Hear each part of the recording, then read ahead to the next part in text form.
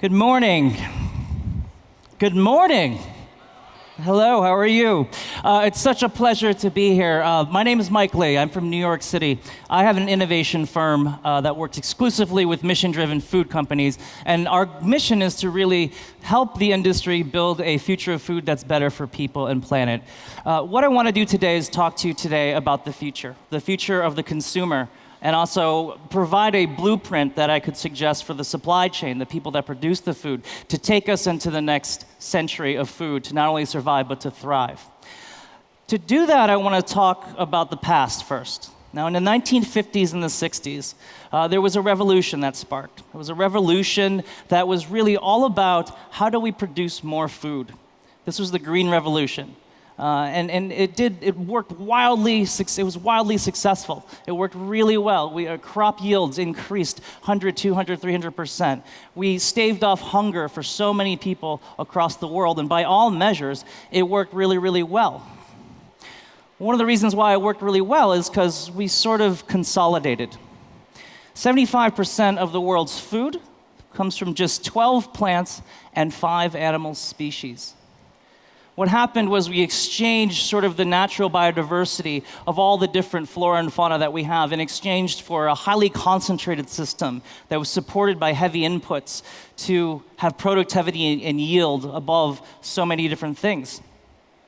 But for the consumer, there was this illusion of choice. If you ask the average consumer about their choices about biodiversity and things like that, they'll say, of course I have so much choice. The average supermarket has 80,000 different products and SKUs. But if you walk down a cereal aisle or something like that and you see all of these different brands, a lot of these foods are made out of the same 4 or 5 things. We traded ecological biodiversity in exchange for brand diversity. But what's even more nefarious than sort of this monoculture that kind of popped up in the ecological sense was there was this implicit monoculture of ideas. There was this implied sense that there was one way to do agriculture, and if you weren't doing it that way, you were sort of out of the wrong. You were radical. You were outside of it. But in the last 20 years, something started to happen with consumers. And this is a stat that Piper Jaffray, the investment firm, put out a while ago that says, for the first time ever, teens are spending more on food than clothing. So why is this important and interesting to me? Well, think about when you were a teenager, and think about the things that you sought after to express who you were as a teenager. Maybe it was a pair of sneakers. Maybe it was a car. Maybe it was a cool jacket. Clothing is and was that thing that people used to express themselves, and what this is telling us is now food has also become that point of expression as well too. It's not just about the calories that are going into your body and how it makes you feel. It's about the identity that you want to express to the world. And so this idea that food is identity is massively disruptive to the big food system, to a consolidated food system, because for however many identities there are in here, there's that many different ways to look at how we want to eat food.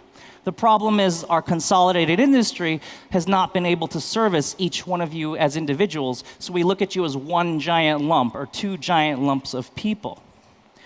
You're seeing this in the upswing of startups and brands and things like that. Small upstart companies are stealing so much market share from big entrenched food companies.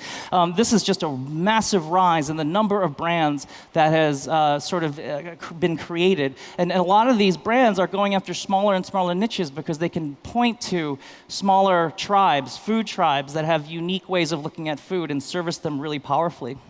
You see retailers like the online retailer Thrive Market looking at ways to kind of split their website in different ways. This is an online grocer where you can literally filter the entire website by a set of values. This is just a selection of them, but you pick on one, and then you get kind of the entire website. Everything that doesn't fit your values falls away, and you only see the things that reinforce your value. By the way, this is that full set of values. This is food as identity in action. So we see this stat a lot, the 9.8 billion people we need to feed by 2050, right? And that is true, and that is a real issue. But the thing is, it's really foolish to really think that with 9.8 billion people on the planet, there's only going to be 1 or 2 ways to feed people. All of these things, I think, are going to coexist. In fact, I would argue that it would be extremely difficult, if not impossible, to start a company like Coca-Cola from scratch today. Company like that sort of has this idea that every one of us in this room is one mega segment, and we're all going to love it. We're going to create it, get economies of scale, and give marketing so that every single person is going to love this one product. I think those days are over right now. We're just too fragmented, and we're too digitally connected and powerful. If I'm a vegan in Peoria, Illinois in the 1960s, maybe I'm the only person that I know that eats that way. But today I can hop onto my phone and find thousands and millions of people across the world that share my same worldview. And we can raise our hands to tell brands that we need attention and service too. So what's happened in the consumer is that this is the end of one-size-fits-all food. We still have a highly consolidated kind of supply chain and production system, but the consumer is trying to get to a point where they want to be spoken to as individuals, and they want to be looked at as more custom, unique people. Let's take a practical example. Let's look at the simple exercise of going out and choosing a burger. Now, there used to be only two choices to choosing a burger. Do you want cheese or do you not want cheese?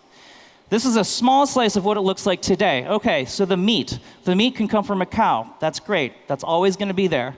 But it can also come from things like this, plant-based. This is impossible. There's about 4 or 5, half a dozen other ones here. Our decision tree has expanded greatly.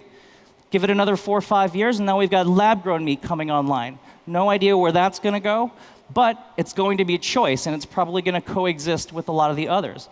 Already, we've spiraled into an enormous amount of choice between a simple act of getting a burger. But how about that cheese? The cheese can be cheese as it's always been, right? Or it could be something that's also fermented by a company called Perfect Day, which is taking yeast cells and synthesizing milk without the use of a cow. That is yet another choice. How do you want this cooked? I like charcoal, I like fire, I like humans kind of putting meat over smoke and fire, and that feels good to me. But some people might want like something like this. This is called Creator. It's a robot in San Francisco that makes hamburgers. You can get a $6 hamburger in about 4 minutes in the city of San Francisco, where normally this burger would cost maybe $17, $18. That's another choice for people. Now, how about the lettuce? California grows America's salad bar. This is where I want my lettuce to come from. But some people might also want it from this. This is Brooklyn Grange, a rooftop farm in New York City that creates greens and vegetables on tops of skyscrapers right in the heart of Brooklyn and Manhattan. Or you might want your lettuce grown in something like this. This is Aero Farms in Newark, New Jersey.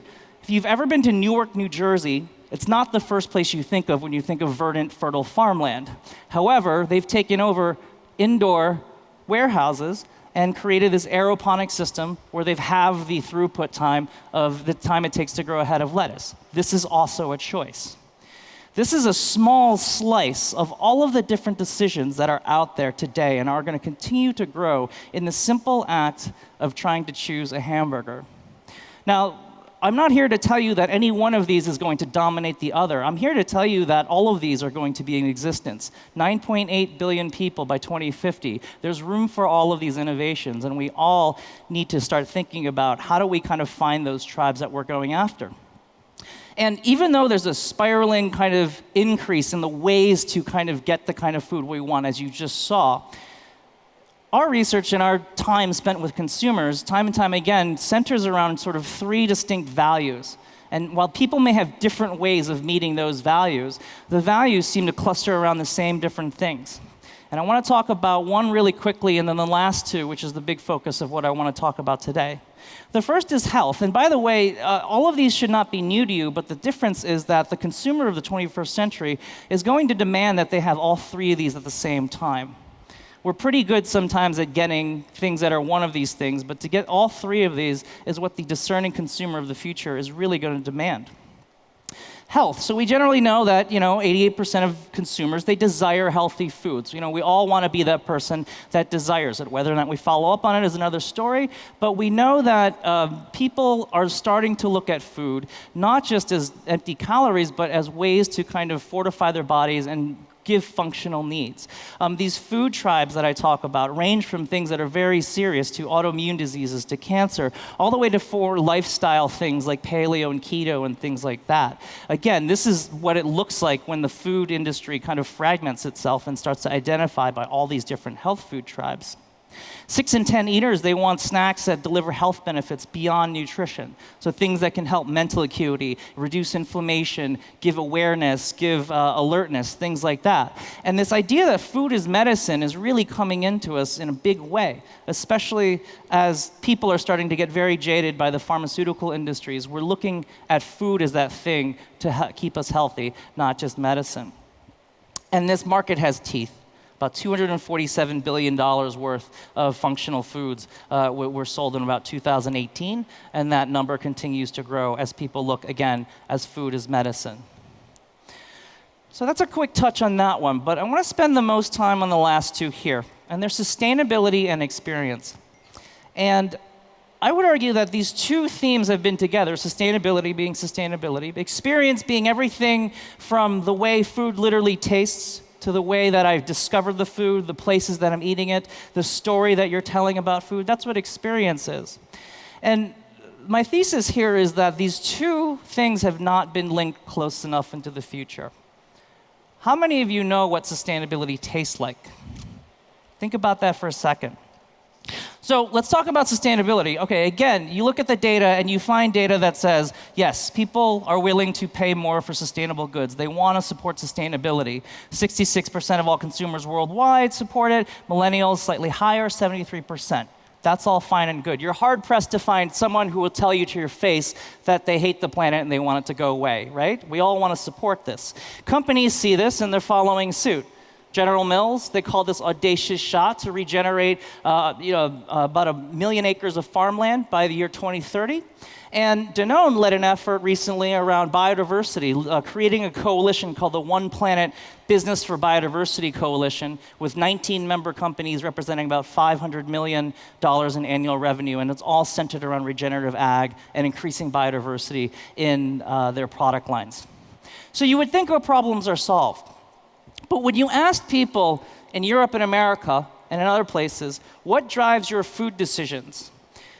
The things that come up are the obvious things that this should not be a surprise to anybody. It's quality, freshness, price, flavor. And it starts to wonder, when you ask somebody, if you're a single parent and it's Tuesday evening at 8 p.m. and you're running up and down the grocery store just trying to get food for the refrigerator, are you really trying to solve climate change in that moment? I know we'd like to think that is so, but we are hardwired as humans to think emotionally and unemotionally and illogically. And what this is telling us is that despite our best intentions, it's hard for us to sometimes always support the sustainable choices because we're human beings that are driven by flavor and hunger and price and nutrition. So that's the question. What does sustainability taste like? If I give you organic broccoli versus non-organic broccoli, could anyone tell me the difference? Right? Here's the other practical question. Imagine your favorite meal ever. You've just had your favorite meal ever, and you're sitting back in your chair, and after you've eaten this meal in a breath of just relief and ecstasy, have you ever said to yourself, man, that was so sustainable? That's a problem. Because why I love working in the food industry is that, unlike any other industry, it is the perfect messy confluence of logic and emotion. We're not trading oil futures here. We're selling food. And there's a lot of logic that goes behind the farming and the science and the production and the manufacture of food. That's for certain. But all of that could be completely unended because somebody doesn't like tomatoes. Food is emotional, and I implore you as an industry, for as much as we need to think logically about real solutions, you also have to think emotionally, and you have to accept the fact that the consumer will be completely irrational. And we can't resist that. We have to embrace that and work with that. So what this comes back with sustainability is this. Sustainability is a big altruistic thing. It's saving the planet, it's saving the world. It's a huge, huge, daunting problem. Food is a personal, selfish thing. How does this make me feel? Does this taste good? Is this good for me?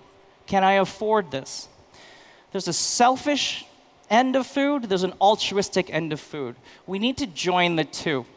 And so this idea is a term that I borrow from a Danish architect, actually, named Bjarke Ingels, about hedonistic sustainability. And the idea goes like this. Here is the Toyota Prius.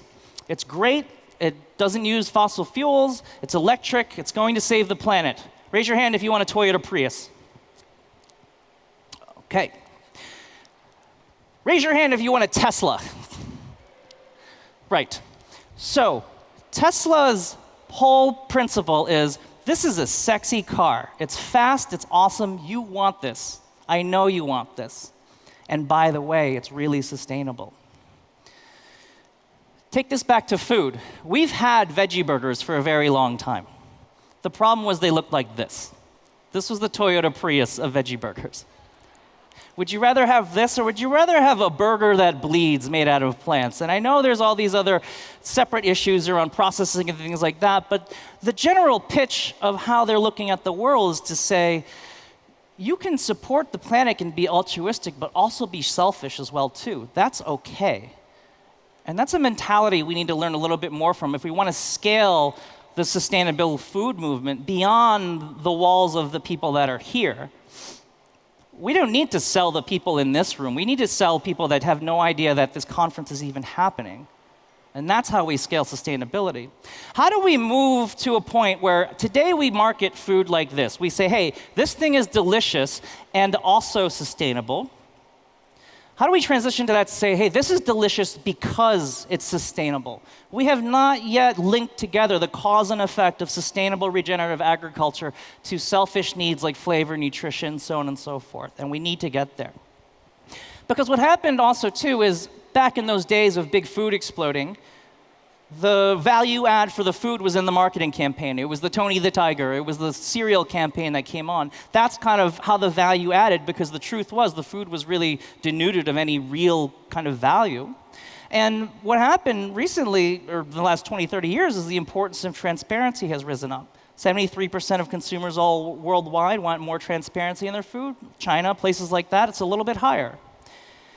And what's happened is that the process has become the product. It used to be the marketing campaign you sold. It used to be the cartoon character you put on the front of the box, the commercial that you ran during the World Cup or the Super Bowl. Right now, it's the process that becomes the product. And the process is harder and harder to hide. And I bring up debates like this not to argue one side or the other. Again, we're a tribal society. I think this argument will continue, and there will be advocates for both indefinitely. But I think it's interesting that how do we get to a place in the planet in time where the average consumer has a point of view about the genetic makeup of their seeds? This is the process becoming the product. This is why urban farms like this exist in New York City, because the reality is people that live in urban centers may not become a farmer or ever even go to a real quote-unquote farm. And for some people, this might be the first time they actually see a farm. But there's this primal scream that I think urbanites especially are feeling, that they want to get closer to their food. And as such, concepts like this are able to thrive and survive because they can bring people closer to that source of food. Now, another thing started to happen in culinary circles. And I pay attention a lot to kind of high-end culinary circles, not because that's the way the world should eat, or that's for everybody. That's not the point. It's because they kind of have this innovation microcosm where they have captive audiences with lots of cash, and they're able to do things in a way that some things might scale, some things might not. But it's really interesting to pay attention to what's going on there, because I'm always looking at these high-end restaurants in the mindset of like, how does that scale? How many some of these ideas scale to the mainstream? Can we take some of these progressive ideas, because they're essentially innovation labs. And you look at people like Dan Barber in New York City, or Sean Brock in Charleston, South Carolina, or David Chang in New York and Australia as well. And you start to look at how they started to tell stories about their food. And increasingly what's happening is chefs like this are saying, I didn't do it, the farmer did it. It used to be that the chef was all about what can you do to manipulate food, to hide the fact that it came from a farm, to kind of turn it into something that was uniquely made by that chef. And what's happened over the last 20, 30 years is that the best chefs in the world are starting to say, well, I'm only as good as the carrots that my farmers are making for me. I can't turn bad stuff into good stuff. And what's happened is this symbiotic relationship and this conversation around flavor and farmers is really kind of exploded. Flavor starts with farmers. And this is an example of what Dan Barber he's a chef in New York City, and he has Michelin star restaurants in New York City called Blue Hill. And he's recently started a project which is what I think is one of the most exciting projects in agriculture in the last decade. It's called Row 7 Seeds. And his insight was basically saying all of the seeds that we're getting have basically been engineered for yield and durability first and foremost, and flavor is usually kind of left behind a little bit.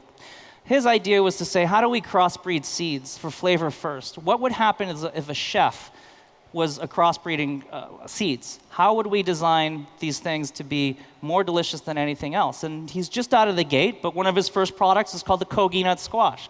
So for instance, when you roast this thing, you just simply roast it with some salt and oil in an oven, and you take it out of the oven and you eat it. The first time I had this thing, I thought somebody covered it in about a pound of brown sugar. And they didn't. It's just naturally that way. He makes potatoes that inherently have so much creaminess that you think there was about half a kilogram of butter and dairy put in them, but they're not. They're just made with salt and a little bit of water. His idea is to literally start at the root of the issue and say, how do we get people more on a plant-based diet? Well, let's make the plants taste better, right? Let's not support all the other industries that try to make plants taste better. Let's just make the plants themselves taste better. And he's scaling fairly quickly. He just got accepted into Wegmans, which is a regional grocery store that's very influential and popular in the United States and the Northeast, to sell these kind of differentiated flavor seeds and vegetables at market. He's also starting to partner with larger processing food companies like Once Upon a Farm. This is a company that was Jennifer Garner, the celebrity, is a part of, that sells high-pressure pasteurized baby food. And he's using that same kogi nut squash in the baby food. So if you're a food manufacturer, think about all the things you need to put into baby food to make it sweet or tasty or salty or this and that, right? To make it palatable. What if you had the vegetable that just had all those qualities already? That would change your label and change the way you look at food drastically. And so these are examples of how you kind of tell a story about sustainability or plant-based diets, things like that, on the backs of experience, on the backs of flavor, connecting that flavor back to the thing that happened in the land instead of coming right at you with a bunch of climate statistics. Climate stuff is real and it's important. But people don't eat statistics, they eat food. And we have to marry the two very strongly. So I want to leave you with a blueprint, and this blueprint takes us to Japan of how this could work, right? Because if you're a farmer or you're producers, you're probably thinking to yourself, well, historically, I've been trying to track the consumer because it's hard to track what they want, and I'm just going to plant what they want, and I feel like I'm just taken for a ride because they want this one day and then this another day. Right? It's entirely jarring. But there's a blueprint for how the production industry can actually take the lead and inform consumers of what's delicious and sustainable and not be taken along for this ride. And this idea takes us to Japan, where if you're a sushi fan and you know about kind of traditional Japanese sushi culture, this idea of omakase is always out there. It's been out there for a very long time. It's a Japanese word, omakase. It quite simply means I leave it up to you. So what that means practically is you sit down at a sushi bar, and hopefully with someone you trust, a sushi chef you trust, and you say omakase, and the sushi chef doesn't take your order. He or she cooks for you, makes sushi for you. Now, the nature of a sushi chef is that they're one and the same with their suppliers who know exactly what's happening in the ocean. They know what's coming out of the ocean that's delicious, what's being overfished, what's being underfished. So essentially when you're saying omakase as a consumer, you're saying, I leave it up to nature, I leave it up to you, I leave it up to the people that are making the food to tell me what is delicious and wonderful. And it's a really fun way to eat because you get surprises. You get sort of an assortment of different sushis and things like that. You taste flavors that maybe you've never had before, and you kind of get taken on this journey that's inspired by the patterns of nature. Now, this is biodiversity in action. And this is what I think is so exciting about biodiversity, because there's obviously sustainability reasons for why you want to eat a diversity of fish or eat a diversity of plants or animals. You're sort of spreading the love and not reinforcing any sort of monoculture of plants or animals. And that's great. But from a diner's perspective, that emotional point of view, this is just what it is to be a foodie. This is what it is to explore and enjoy and have fun. I don't feel like I'm saving the planet, so to speak. I'm just out having a really fun night having some sushi. And that's that double-edged sword that allows us to scale sustainable causes into the mainstream. So I'm in New York City, and I sit down. There's many places where I can get really good omakase, and I order omakase, and I'm having my journey. And then the guy sits next to me, and he orders 12 pieces of tuna. This is what the big food system has been set up to do, is to find the handful of things we love and just go deep on them. We are essentially ordering 12 pieces of tuna as the food industry is consolidated today. Now, it doesn't have to be this way. Now, you look back 30, 40 years, and this idea has been underneath our noses the whole time, and we just haven't scaled it yet to kind of mass food or big food brands. This is Alice Waters, arguably one of the first initial people in the 60s and 70s to do farm-to-table restaurants. Now, this idea of farm-to-table is sort of been around for so long, it kind of just turns into wallpaper. We don't hear it anymore, right? Because it's just so common. It's not new or high-tech or anything like that. But the idea is basically, I, the chef, am going to go to the farmer's market, talk to my suppliers, understand what's delicious, what's good, what's available, what's not available, and come back to my kitchen with some sort of basket of goods. And then I'm going to work a little harder on my end to try to take that ambiguity and turn it into something that's delicious and beautiful and is reflective of what's happening in the patterns of nature. It's a beautiful, great way to eat, and it's still a way to eat that a lot of us can go out and do. But you look at the manufactured big food industry, the FMCG kind of group of the food world, and that is not how it works at all. It's predicated on economies of scale, on kind of finding one crop and producing it all year round, whether it should be produced or not. And that's sort of how the model kind of works. So our company, in addition to kind of helping work with brands to kind of think about the future and think about these issues, we also like to kind of take matters into our own hands. And I want to share with you a little glimpse of a project we're working on, which hopefully can provide a blueprint for how we might look at scaling the idea of sustainability and showing people what sustainability tastes like. And so we didn't wake up one day and say, well, I need to start a food product. We started one day by talking to farmers. And these farmers are some of the first farmers we talked to. They're in Washington State in the United States. And we went to them and we tried to ask them what they would want to grow. And these are grain farmers. And they kept kind of getting frustrated with us because they kept saying, what do you mean, what do I want to grow? What do you want? Tell me what you want. Just give me your order and get out of my hair. And it confused the hell out of them for about an hour, but we started to say, no, what would you grow if you could create a market for any crop that you knew could take care of your soil, your land, and the health of your business and your operation, right? And they started to get that idea, and what happened was we eventually got their crop rotation out. This is a typical 3-year crop rotation if you're a grain farmer in Washington State. Now, I'm not suggesting that this is what you grow. That's not the point. I'm suggesting that for this specific area and this specific region, this is what makes sense for these farmers, right? And so you've got the different wheats. You've got the barley and the millet, the pulses, the flax, canola. All of these things synergistically work together in a multi-year cycle to kind of keep soil healthy. This is not new news at all. This has been around for a very, very long time. And these farmers know that, for instance, millet is really, really great for their soil and the microbial activity in their soil. And I asked them, why don't you grow it? And they say, well, it's really only sold for bird feed in the United States. There's no incentive to grow it. So how do we change that?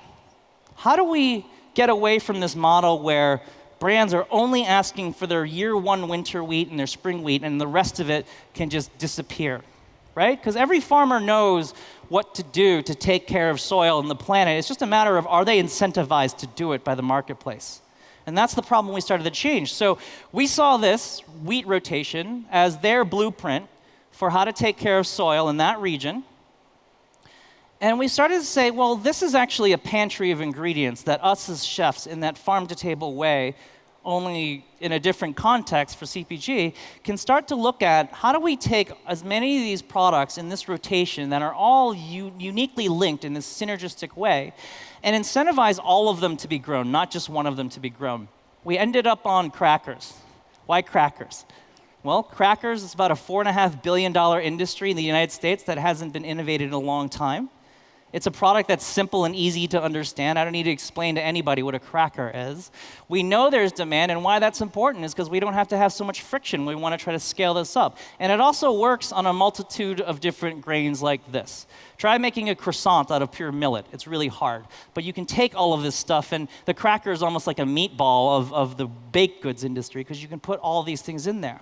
It's a product that strategically gives us a way to go with the ebbs and flows of different crop rotations that happen. So this is essentially the prototype of the first product that we're launching called Varietal. It's a crop cracker. And a lot of times people will say to me, well, is that your plan to dominate the world with crackers? Absolutely not. If I were to start this brand here, I wouldn't start with crackers. I wouldn't say I want wheat, I want millet, I want canola, I want flax. I would say, what do you want to grow? And I'll help you incentivize that. And that's sort of the mind shift that I want to start to implore with people, is that we can look at consumer trends, we can look at what's out there, and that's important to do it, but we as producers of food don't have to take any of that as gospel. If we don't like the future, we can change it, and I hope you all work with us to build a future of food that's better for people and planet. Thank you very much.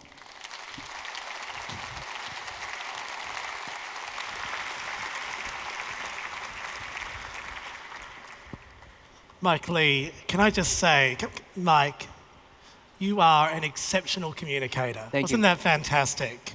Mike Lee. We've got a lot of primary producers here.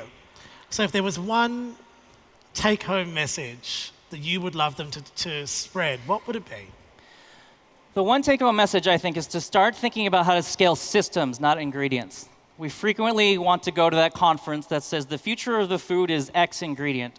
I think that's the wrong way to look at it. The future of food should be some system that we can all grow together, and that's harder to communicate to people, but I think we need to be up for the challenge to say, finding that one trendy ingredient is the reason why we got into a lot of the problems we are today. It's all about the system, not the single ingredient. Mike, thank you for an extraordinary half hour. Really appreciate it. Appreciate that. Thank you.